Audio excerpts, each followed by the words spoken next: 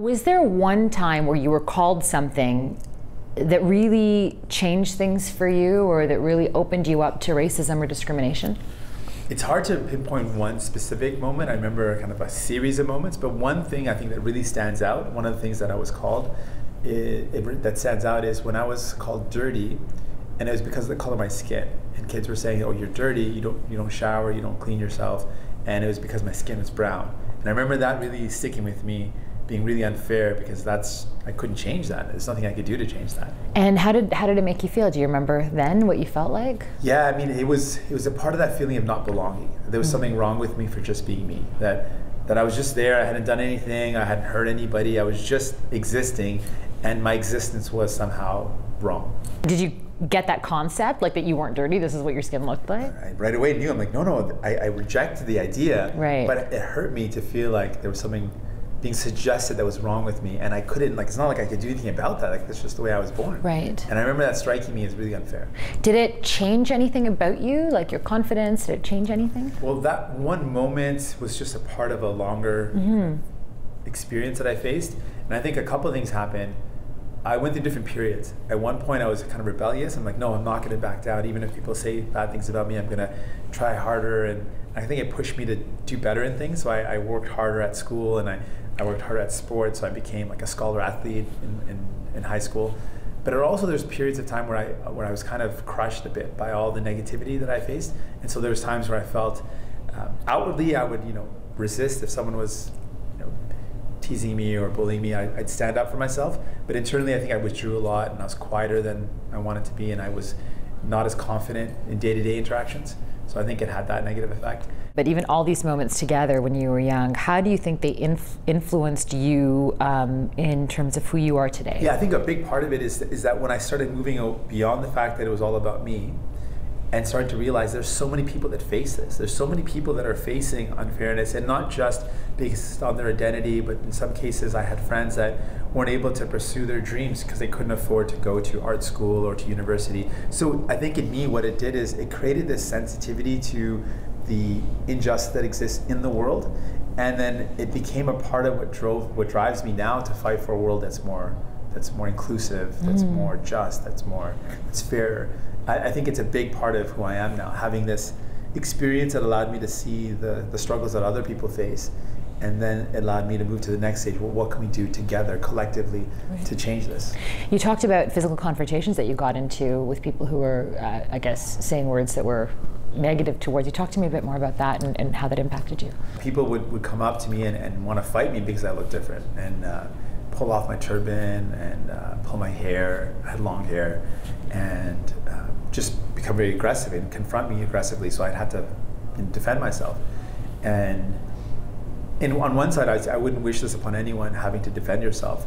On the other hand, I feel like there's, in me, it developed a bit of a courage, a sense of you can stand up for yourself. And that sense of courage is what allows me now to tackle barriers or challenges I face. That sense of digging deep and finding in oneself that courage to resist those sort of negative experiences. I'm just thinking of little Jagmeet, like somebody pulling off your turban. Like, what was that like? I can't even. That breaks my heart. It must have broken your parents' hearts to see that happen. Yeah, I mean, it hurts. Like, it makes you feel like literally like this. Like, I can't describe it more than saying it makes you feel like there's something wrong with you. Like, it literally makes you feel like you're just living your life, you're existing here in this world, in this society, but there's something that's just not right about you. And it makes you question yourself. Maybe there's something wrong with me. Like, maybe they got a point. Like, why do I look different? Why, and these questions arise, and it challenges your sense of self a bit and your own self-worth. And that's why I really talk about, when I speak to young folks or when I speak to people in general, how I think it's so important for us to develop in each of us a courageous sense of self-worth. This powerful feeling that each of us has something valuable. And it's not a relative thing. It's not a comparison to someone else. It's inherent. And each of us has that. And I think it's important to foster that, nourish it, and let it grow. I'm just thinking of, while you're talking about that video that went viral after a woman confronted you. I mean, I think all of Canada's seen it now.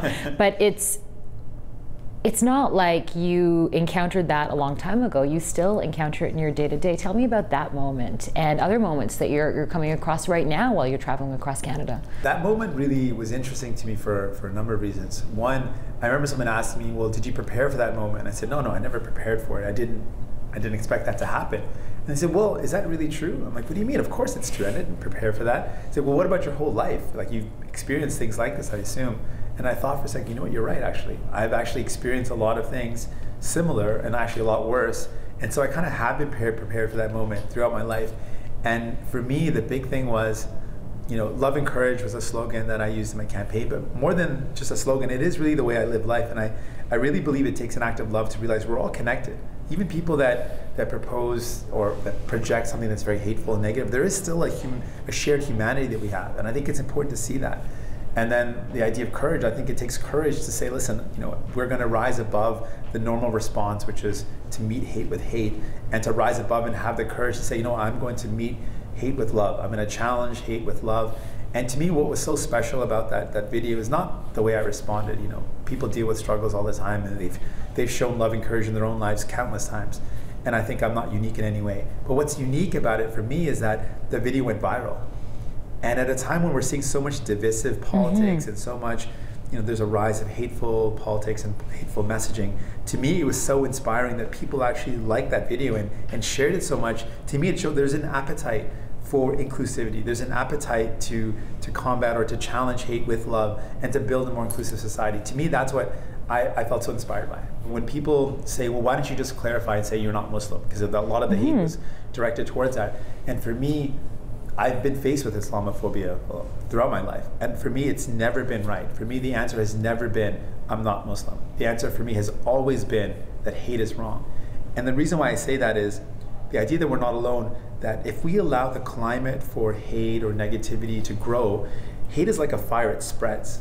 And it's not going to discriminate against someone based on it's going to include people based on their gender, their sexuality, their identity, their religion, their beliefs. And so for us, it's really important, I think, to realize that we're all in this together, that you're not alone when you're facing these things. There's other people that also face unfairness. And it's our collective responsibility to build a society that's more just, that celebrates our diversity and celebrates our unique identities. That's what makes us a better society.